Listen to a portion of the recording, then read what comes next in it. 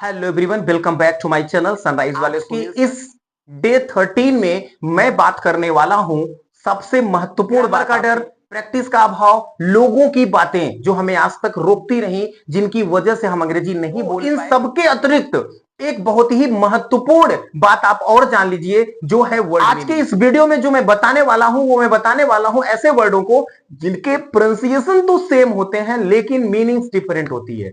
ऐसे वर्डों का भी पेयर आप लर्न करेंगे तो आपकी कंफ्यूजन भी दूर होगी, यूज में एरर से भी आप बचेंगे और आपको वर्ड भी याद होगा। याद रखें, जितना ज्यादा वर्ड आपके पास उतनी अंग्रेजी आपके पास। इस सेशन में मैं बात करने वाला हूं 10 ऐसे महत्वपूर्ण शब्दों की जिसमें अक्सर हम कंफ्यूज होते हैं या हमसे गलती हो जाती है। आप चेक करें, अगर इन 10 शब्दों में से आप 7 शब्द सही यूज करते हैं तो मानिए आपकी अंग्रेजी बहुत बेहतर है, और अगर नहीं है तो आप बिल्कुल परेशान ना होइए, मैं आपकी अंग्रेजी को बेहतर कर दूंगा। आपका ज्यादा समय ना लेते हुए चलिए शुरू करते हैं आज का ये वीडियो और आपको बताते हैं एक करके वो 10 शब्द जिसमें ज्यादातर लोग कंफ्यूज होते हैं। पहला शब्द है कंप्लीमेंट। आप जानते हैं कंप्लीमेंट दो वर्ड है, जैसे एक वर्ड है COMPLIMENT कंप्लीमेंट, और दूसरा शब्द है COMPLEMENT। अब ये दोनों वर्डों में हम अक्सर कंफ्यूज होते हैं कि कहां हम आई वाला कंप्लीमेंट लगाएं और कहां हम ई वाला कंप्लीमेंट लगाएं। तो आज से आप बिल्कुल कंफ्यूज मत होइएगा। अगर आप यूज करते हैं कंप्लीमेंट COMPLIMENT, इसका मतलब होता है प्रशंसा करना। अगर आप किसी की प्रशंसा करना चाह रहे हैं या प्रशंसा वाला कंप्लीमेंट बोलना चाह रहे हैं तो आप आई वाला बोलेंगे, और अगर आप कहना चाहते हैं कि ये चीज इसको पूरा कर रही है, कंप्लीट कर रही है, तो वहां पे आप इस्तेमाल करेंगे COMPLEMENT।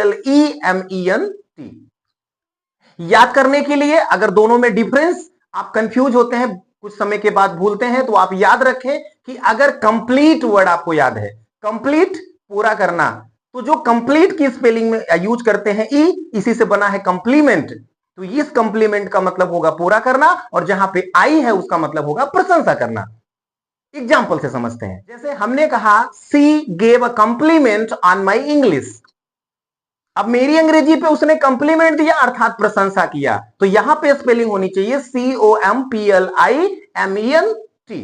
और दूसरा कंप्लीमेंट की एग्जांपल देखते हैं, दिस टाई कंप्लीमेंट्स योर शर्ट। ये टाई आपके शर्ट को पूर्ण कर देती है। तो यहां पे COMPLEMENT का इस्तेमाल आप करेंगे। आई होप ये आपको समझ में आया होगा। ये रहा पहला वर्ड। अब जानते हैं हम दूसरा वर्ड है अफेक्ट। इसकी स्पेलिंग होती है AFFECT, और इसी की जगह आपने देखा होगा यूज करते हैं हम इफेक्ट, EFFECT। अफेक्ट और इफेक्ट में क्या डिफरेंस है? अगर आप इस्तेमाल करते हैं अफेक्ट AFFECT, ये हो गया वर्ब, इसका मतलब होता है प्रभाव डालना। और अगर आपने इफेक्ट बोला EFFECT, इसका मतलब होता है प्रभाव, यह है नाउन।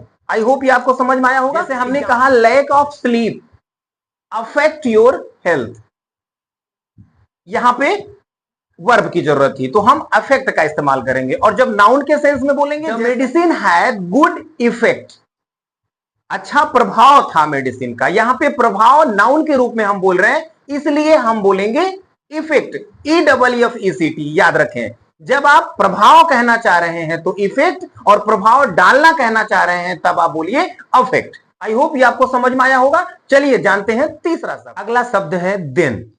आप इस्तेमाल करते हैं, इससे रिलेटेड दो वर्ड्स होते हैं THEN और THAN, देन। अक्सर हम कंफ्यूज होते हैं कि कहीं देन लगा देते हैं तो कहीं देन लगा देते हैं। तो जानते हैं इनकी असली मीनिंग और फिर इनके यूज को क्लियर करते हैं। अगर आपने देन का प्रयोग किया है तो इसका मतलब वहां पे टाइम होना चाहिए, THEN देन। तो जब समय की बात हो, जैसे हमने कहा finish your work then go home, कार्य समाप्त कर लीजिए तब आप घर पे जाइए। और अगर हम तुलना करना चाहते हैं, Mohan is better than Sohan, जब तुलना करना चाहते हैं तब हम देन का प्रयोग करेंगे, THAN देन का प्रयोग। याद रखें, देन समय के सेंस में प्रयोग होगा THEN, और अगर आप तुलना करना चाहते हैं तब THAN देन का प्रयोग होगा। यह भी आपको समझ में आ गया। चलिए जानते हैं अगला वर्ड है एडवाइज, ADVICE। और आप इस्तेमाल करते समय आपने देखा होगा कि एक वर्ड और होता है ADVISE। तो क्या अंतर है दोनों एडवाइस में? अगर आप संज्ञा के रूप में बोलना चाहते हैं, सलाह और सलाह देना, सलाह नाउन है, संज्ञा है, और सलाह देना ये क्रिया हो गई। अगर आप सलाह के तौर पे बोलना चाहते हैं, जैसे अगर आप कहना चाहते हैं उसने मुझे अच्छी सलाह दी, तो he gave me a good advice, यहां एडवाइस की स्पेलिंग होगी ADVICE। और अगर आप कहना चाहते हैं उसने मुझे सलाह दिया, तो वहां पे सलाह देना संज्ञा के सेंस में ना बोल के आप वर्ब के सेंस में बोल रहे हैं, तब आप स्पेलिंग यूज करेंगे ADVISE। जैसे एग्जांपल देखिए, हमने कहा she advised me to study more, उसने मुझे सलाह दिया और पढ़ने के लिए। अब यहां पे सलाह दिया क्रिया बन गई, तो स्पेलिंग होनी चाहिए ADVISE। आई होप याद रखेंगे। SE verb, CE noun. चलिए जानते हैं अगले एक वर्ड हमारे बीच इस्तेमाल होता है योर, YOUR, आपका। और आप कभी कभी देखते हैं लिखा रहता है YOU एपोस्ट्रोफी मार्क जैसा चिन्हांक के लिखा आता है RE।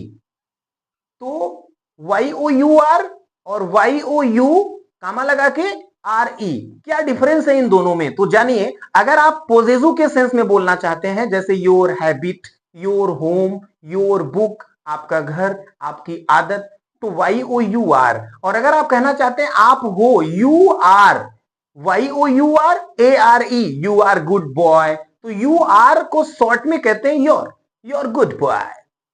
ऐसे सेंस में हम लिखते हैं YOU कामा लगा के फिर लिख देते हैं RE। तो दोनों में कंफ्यूज मत होइएगा, अगर कामा लगा है इसका मतलब वो योर ना होके बल्कि यू आर है, जो हम शॉर्ट में कहते हैं you are good boy, you are my brother, you are. I hope ये आपको समझ में आ रहा होगा।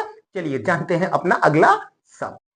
अगला शब्द है एक्सेप्ट, ACCEPT। एक्सेप्ट माने स्वीकार कर लेना, जैसे I accept your proposal.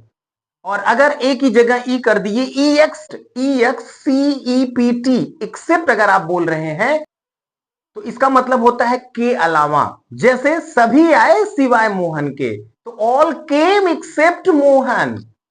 EXCEPT, except के अलावा। और अगर एक्सेप्ट बोल रहे हैं, ACCEPT, इसका मतलब होता है स्वीकार। ये वीडियो आपको पसंद आ रहा है तो प्लीज वीडियो को लाइक करें और अपने ज्यादा से ज्यादा दोस्तों के बीच में शेयर। अगला शब्द है फर्दर, FARTHER। और एक शब्द और इस्तेमाल हम करते हैं फर्दर, FURTHER। अगर FAR फर्दर है तो FAR फॉर, याद करने का ट्रिक बता रहा हूं मैं आपको। फॉर माने दूर, तो जब पोजीशन फिजिकली डिस्टेंस की बात करनी है तो वहां पे आप FARTHER का इस्तेमाल करिए। और अगर ऐसे बातचीत में और आगे बताइए और क्या हुआ, इस सेंस में आगे की बात करना चाहते हैं, तब आप FURTHER का इस्तेमाल करिए। एग्जाम्पल से समझते हैं, जैसे अगर मैं कह रहा हूं Delhi is further from here, Delhi यहां से दूर है। अब ये फिजिकल डिस्टेंस की बात हो गई, यहां पे हम इस्तेमाल करेंगे FARTHER।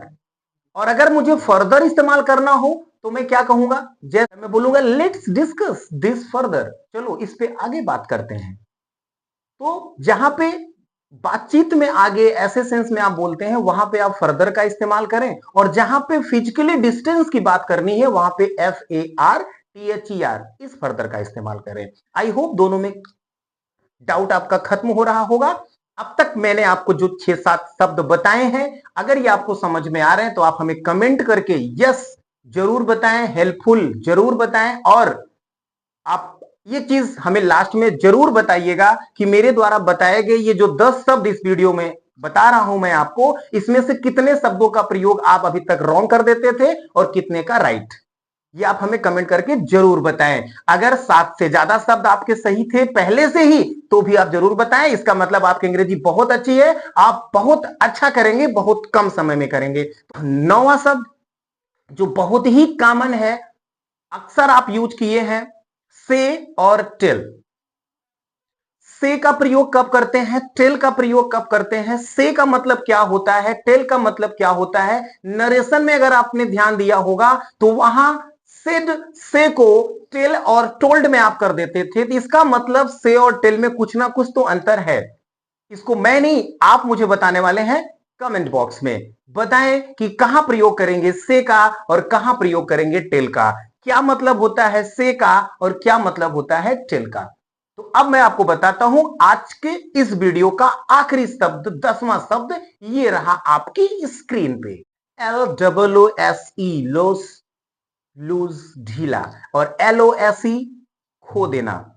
कोई चीज ढीली जहां बताना चाह रहे हैं, ये शर्ट मुझे ढीली है, पैंट ढीली है, तो वहां पे आप LOOSE का प्रयोग करिए। और जब आप कहना चाहते हैं कि मैंने कोई चीज खो दी, खो गया, उस सेंस में LOSE का प्रयोग करिए।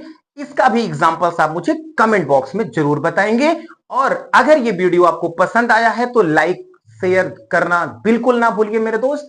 मिलते हैं बहुत जल्द कुछ और भी इंटरेस्टिंग मैटर के साथ अपने अगले वीडियो में। तब तक के लिए बाय बाय।